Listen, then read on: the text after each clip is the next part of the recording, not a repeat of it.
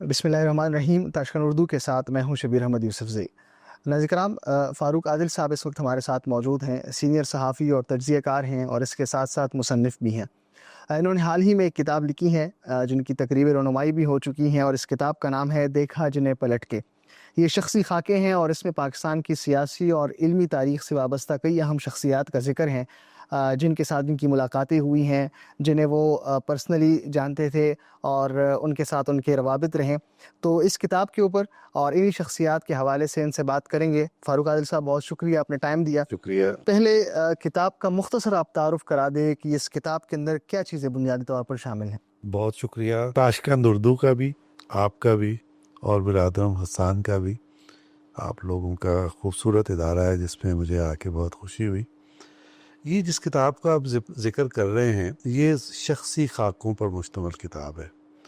اردو ادب میں جو خاکہ نگاری کی روایت ہے وہ یہ کہتی ہے کہ جسے آپ جانتے ہوں اور جس کے ساتھ آپ کا معاملہ رہا ہو اس کے بارے میں آپ خاکہ لکھیں گے. یہ ایک تعریف تو ہے، لیکن آپ کو معلوم ہے کہ یہ جو سوشل سائنسز ہوتی ہیں اس میں کوئی تعریف میں لچک ہوتی ہے، گنجائش اٹل تعریف، سالڈ تعریف نہیں ہوتی، ہو نہیں سکتی.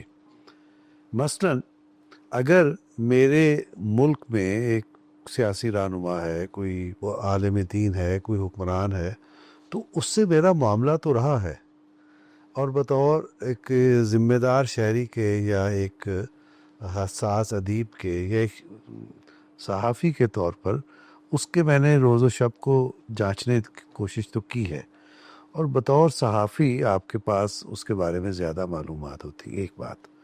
دوسری بات یہ کہ صحافی کو بہت سارے لوگوں سے ملنے کا موقع ملتا ہے جن سے عام آدمی نہیں ملتا یا اس سے ضرورت بھی نہیں ہوتی. تو آپ نے اس سے انٹرویو کیا، آپ اس سے کچھ کسی وجہ سے ملے، آپ نے اس کے ساتھ کچھ معاملات کیے. تو جب آپ آتے ہیں اور خبر فائل کرتے ہیں تو جو کچھ آپ کسی بھی شخص سے لے کے آتے ہیں وہ سارے کا سارا ریپروڈیوس نہیں کرتے. مثال کے طور پر اس کا ذوق جہاں وہ بیٹھتا رہتا ہے وہ کیسا ہے، اس کا ذوق، وہ نفیس آدمی ہے یا بھائی تو بھائی آدمی ہے. مزاج. تو یہ آپ ساتھ لے کے آتے ہیں نا اپنے. یہ آپ اپنی خبر میں، اپنے انٹرویو میں نارملی نہیں ہوتا، لیکن خاکے میں تو یہ سب ہوتا ہے. تو یہ سب چیزیں میں درجنوں لوگوں سے ملا، سینکڑوں لوگوں سے ملا، اور میرے ذہن میں بہت سارے لوگوں کے بارے میں بہت ساری چیزیں موجود ہیں. مثلا عبدالحفیظ پیرزادہ صاحب ہمارے وزیر قانون رہے، اور یہ جو 73 کا آئین ہے بنیادی طور پر یہ دستاویز ان کی لکھی ہوئی ہے. ان کا میں نے انٹرویو کیا تو وہ بہت حساس طبع آدمی تھے اپنے گھر کے بارے میں. ان کا جو ڈرائنگ روم تھا اس کا فرش لکڑی کا بنا ہوا تھا، تو اس پہ کرسی کو بھی یعنی گھسیٹتے ہوئے لوگوں کو احتیاط کرنی پڑتی تھی کہ پھر زیادہ سب ناراض ہو جائیں گے. اب یہ بات لوگوں کو معلوم ہونی چاہیے کہ وہ کس مزاج کا ہے. تو اس طرح کی میرے پاس، یعنی مجھے معلوم بھی نہیں کہ میرے پاس کون کون سی چیز ہے، لیکن جب میں لکھنے بیٹھتا ہوں تو وہ چیزیں از خود سامنے آ جاتی ہیں اور وہ لکھتا ہوں. تو یہ 61 افراد کے خاکے ہیں. مثلا اس میں جو سب سے پہلا خاکہ ہے اس کا عنوان ہے فیض رساں. یہ مولانا مودودی کے بارے میں. مولانا مودودی سے میرے معاملات تو نہیں رہے، بطور صحافی بھی میں ان سے نہیں ملا، لیکن اس کے باوجود مجھے یہ شرف حاصل ہے ان سے، ان کی خدمت میں حاضر ہونے کا، ان کی گفتگو اور تقاریر سننے کا. اور اس وقت جب میں گود میں تھا، پتہ نہیں سال بھر کا ہوں گا یا کتنے، تو مولانا غلاف کعبہ لے کر گئے تھے سعودی عرب. تو اس کی یعنی یہ وہ زمانہ ہے جب سفر آسان نہیں تھے. حج کے لیے جانا، اب تو لوگ روز آنا عمرے پہ جاتے ہیں، سال میں کئی بار جاتے ہیں، اس وقت ممکن نہیں تھا. تو غلاف کعبہ کا پاکستان کو اعزاز حاصل ہوا مولانا مودودی کو کہ وہ بنا کے وہ لے کے گئے، اور 1 سال وہ غلاف کعبہ مولانا مودودی کا بنایا ہوا رہا. تو جب پاکستان بھر میں نمائش اس کی ہوئی تو ہم لوگ اس وقت لیاقت پور ایک جگہ ڈسٹرکٹ رحیم جار خان میں ہے، وہاں رہے. اور یہ کب بات؟ مجھے سال نہیں یاد، میں سال بھر کا ہوں گا، 60 برس پرانی بات تو ہوگی. یہ اس کی نمائش کے لیے گئے تو وہ اس اسٹیشن پہ ظاہر ہے کہ جو ان سے ملنے والے لوگ ہوں گے، ان کے عقیدت مند ہوں گے، وہ جمع ہوئے. تو میں بھی اپنے والد کی گود میں تھا جو میرے سر پہ انہوں نے ہاتھ پھیرا. تو لوگ کہتے ہیں کہ اگر تمہیں لکھنا آتا ہے تو یہ اسی کی وجہ سے ہے. یہ برکت یعنی بزرگوں کی جو ہوتی ہے. خیر یہ برصغیر تذکرہ میں نے بات کی. اس کے علاوہ لیاقت علی خان کیا ڈیڈ آنیسٹ آدمی تھے وہ. آپ پڑھیں گے وہ خاکہ راست باز کے عنوان سے ہے, اور کتب صاحب کی لاٹ کے عنوان سے خاکہ ہے سردار عبدالرب نشتر صاحب کا. وہ آپ پڑھیں گے آپ کو اندازہ ہوگا کہ ہمارے بانیان پاکستان کس کردار کے آدمی تھے. اچھا فاروق صاحب, اس کے سرورق پہ کئی اہم شخصیات مجھے نظر آ رہی ہیں. مولانا وحید الدین خان ہے, اسی طرح سے مولانا مودودی ہے. تو ان شخصیات کا جب آپ تذکرہ کر رہے تھے اور خاکہ لکھ رہے تھے, تو کس شخصیت کا خاکہ لکھتے وقت آپ کو مشکل محسوس ہوئی کہ مجھے احتیاط کرنی چاہیے واقعات کی ترتیب کو دیکھتے ہوئے, ان کی شخصیت اور مزاج کو دیکھتے ہوئے؟ نہیں, مجھے کہیں کسی بھی جگہ کوئی مشکل پیش نہیں آئی. مشکل پیش آنی یعنی بعض اوقات ایسا ہوتا ہے کہ کوئی ایسی شخصیت جسے آپ بہت زیادہ جانتے ہوں. مثلا میں اپنے والد کو ظاہر ہے بہت زیادہ جانتا ہوں, تو میں طویل عرصے تک ان پر نہیں لکھ سکا. لیکن اس کتاب کی اشاعت سے پہلے کچھ سال 6 مہینے میں نے ان پہ لکھا, اور پھر بہت طویل لکھا. ایک ہمارے بزرگ صحافی ہوتے تھے سعود ساحر صاحب, ان کو میں بہت زیادہ جانتا تھا. ان کی شخصیت ابھی تک میری گرفت میں نہیں آ سکی پوری کی پوری, لیکن ان کے بارے میں ہے اس میں. میاں طفیل محمد صاحب جماعت اسلامی کے امیر تھے, ان سے مجھے ملاقات کے بہت مواقع ملے. اس میں ان کا خاکہ نہیں ہے, میری پچھلی کتاب میں ان کا خاکہ ہے, درویش اس کا عنوان ہے. تو ان کی شخصیت میری گرفت میں نہیں آ رہی تھی کہ ہر ایک شخصیت کے بہت سارے پہلو ہوتے ہیں. لیکن اس میں آپ یہ دیکھیے کہ نواز شریف صاحب کا خاکہ ہے, آصف علی زرداری صاحب کا خاکہ ہے, عمران خان کا خاکہ ہے, طاہر القادری صاحب کا خاکہ ہے نا. تو ان شخصیات کو میں اتنی تفصیل سے نہیں جانتا جیسے اپنے والد کو جانتا تھا, لیکن آپ ان میں کوئی نہ کوئی یونیک پہلو ضرور پائیں گے. مثلا میں آپ کے سامنے ایک سوال رکھتا ہوں کہ اس ملک میں 2 سیاستدان ہیں جن کی لڑائی ہوئی اسٹیبلشمنٹ سے. ویسے تو بہت ساروں کی ہوئی.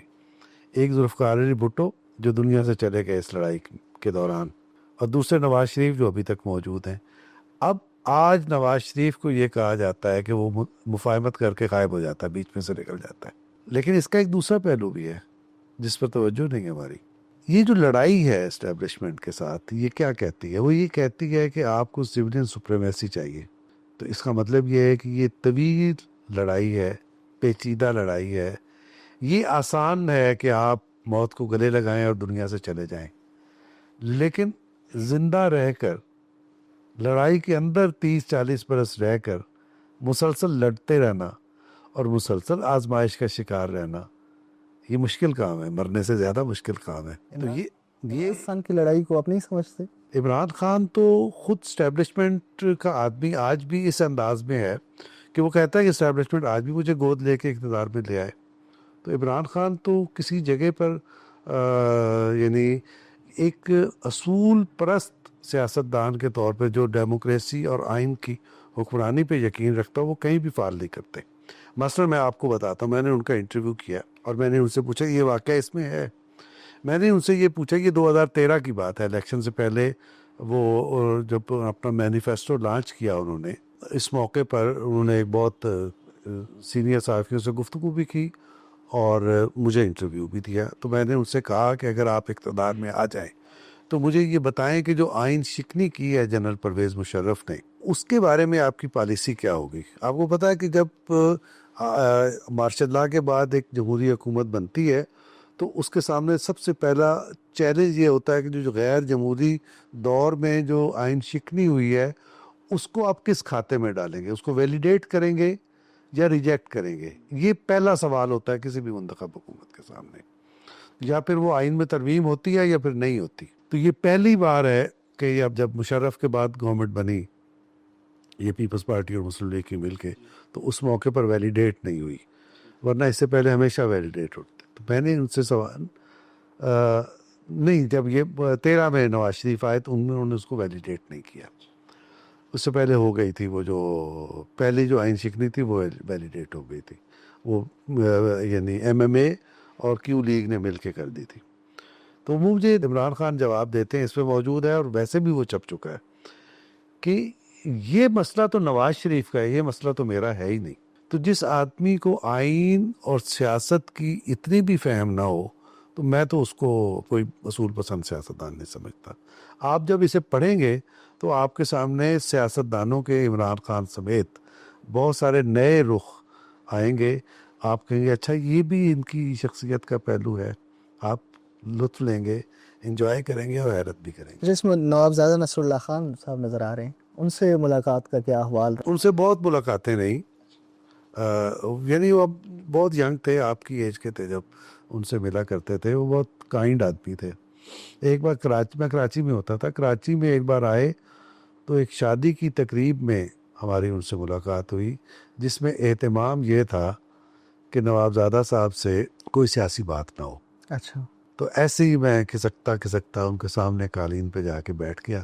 وہ حقے کے کش لے رہے تھے. تو میں نے کہا نوابزادہ صاحب آپ کا دوسرا مجموعہ کلام کب آ رہا ہے؟ کہتے یار تم بڑے شریف آدمی ہو, تم نے بات نکال ہی لی. تو پھر انہوں نے جواب دینے شروع کیے. تو جتوئی صاحب مرحوم جو وزیر اعظم رہے ہیں ہمارے, ایک کیئر ٹیکر, کہا کہ دیکھیں آپ پھر پھنس رہے ہیں. کہتے نہیں, یہ ہماری اولاد ہے اور ہم نے ان کی تربیت کرنی ہے, ان سے بات ہوگی. لیکن جو آپ کو میں بہت انٹرسٹنگ بات بتاؤں, نوابزادہ صاحب کی سکندر مرزا جب پریزیڈنٹ تھا تو اس زمانے میں وہ سیاستدانوں کے خلاف اور سیاسی عمل کے خلاف بہت باتیں کیا کرتا تھا. تو ان کی ایک ملاقات ہوئی, انہوں نے کہا کہ نوابزادہ صاحب اس ملک کا علاج مارشل لا کے سوا کوئی نہیں, کچھ نہیں. تو نوابزادہ صاحب نے یوں انگلی اس کی طرف کی, کہتے ہیں کہ سکندر مرزا مارشل لا اگر لگاؤ گے تو اس کے پہلے وکٹم تم ہوگے, تمہیں نکال کے باہر پھینک دے گا. یہ بات پہلی بار یہاں رپورٹ ہوئی ہے اور وہ سچ صاحب, اور وہ سچ ثابت ہوئی. اچھا پروفیسر خورشید صاحب حالیہ ان کی وفات ہوئی ہیں, ان کے ساتھ آپ کی ملاقاتیں اور انڈرسٹینڈنگ نہیں. ان کی کنٹریبیوشن کو کس طرح دیکھتے ہیں آپ؟ اچھا, میں نے نا ان کو ایک بڑے آدمی کے طور پہ اس میں لکھا ہے کہ ادارہ ساز تھے وہ, اور رجحان ساز ایک مدبر تھے. میں سیاستدان بھی ہیں وہ, لیکن میں نے ان سیاستدان سے بڑا مرتبہ ان کو دیتا ہوں. انہوں نے ادارے بنائے, انہوں نے مغرب میں یونیورسٹیز قائم کی, انہوں نے مسلم دنیا کے نمائندے کے طور پر غیر مسلموں کے ساتھ ڈائیلاگ کی بنیاد رکھی ہے نا. اور یہ جو معیشت کا معاملہ ہے اس کا بھی انہیں کریڈٹ دیا جاتا ہے, اور میں چونکہ معیشت کو زیادہ نہیں جانتا تو اس معاملے پر میں زیادہ گفتگو نہیں کر سکتا. لیکن پروفیسر خورشید بہت بڑے آدمی تھے. اچھا, سیاسی شخصیات کی ہم نے بات کی ہے. آخری سوال میں آپ سے کرنا چاہوں گا, ذاکر سے بات ہے, تفصیلات ہم کتاب کے اندر ہی دیکھیں گے. مولانا وحید الدین خان صاحب, ان کی تصویر مجھے یہاں نظر آ رہی ہیں اور فہرست ان کے اوپر بھی خاکہ ہے, ان کے ساتھ کیا صورتحال؟ نہیں, میرا ان سے کوئی ملاقات نہیں رہی. میں نے آپ سے عرض کیا نا کہ میں اپنا ایک نقطہ نظر رکھتا ہوں, لیکن میں نے انہیں پڑھا بہت ہے. اچھا. اور مجھے ان کے یعنی جو نظریات, یعنی خاص طور پہ سیاسی نظریات ہیں, ان کے بارے میں ہو سکتا ہے تحفظات بھی ہوں, لیکن وہ دین کے خادم تھے. آپ کو جھٹکا لگا یہ بات سن کے. اور وہ بڑے ہی فطری طریقے سے دین کی بات پہنچاتے تھے. مثلا اگر ان کو موقع ملا ہے کہ پیچھے ایم عالم روڈ سے پیدل چلتے ہوئے اس دفتر تک آئیں, تو وہ درجنوں کہانیاں نوٹس کر لیں گے اور آتے ہی اپنی ڈائری میں چھوٹی چھوٹی کہانیوں کے طور پہ لکھیں گے.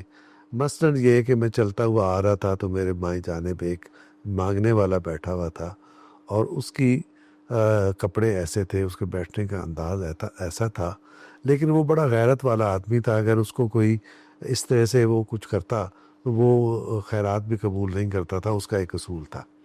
پھر وہ اس اصول سے ایک اخلاقی نتیجہ یا سبق اخذ کرتے ہیں. تو یہ وہ سٹائل ہے جیسے شیخ سعدی کا سٹائل تھا, تو اس سے قریب وہ ہوتے ہیں. اس انداز میں وہ ایک تربیت کا معاملہ آگے بڑھاتے ہیں. شیخ گویرہ کا سٹائل بھی تقریباً میں انہیں نہیں جانتا. ان کی ڈائری کے اندر بھی یہی ترتیب, روز و شب والی. بہت شکریہ فاروق عادل صاحب, کتاب کے حوالے سے اور مختلف شخصیات کے حوالے سے اپنی باتیں رکھی ہیں. یقیناً باقی ساری تفصیلات ہم کتاب کے اندر دیکھیں گے. ناظرین کرام, فاروق عادل صاحب تھے, جو شخصی خاکوں پر مبنی ان کی اپنی کتاب کے حوالے سے اور مختلف شخصیات کے حوالے سے جو ان کی رائے ہیں یا ان کا تجربہ ہے، مشاہدہ ہے، اس حوالے سے گفتگو کر رہے تھے. اس طرح کی مزید جو ویڈیوز ہوں گی، انٹرویوز ہوں گی، وہ آپ تک پہنچاتے رہیں گے. تاشقند اردو دیکھتے رہیے.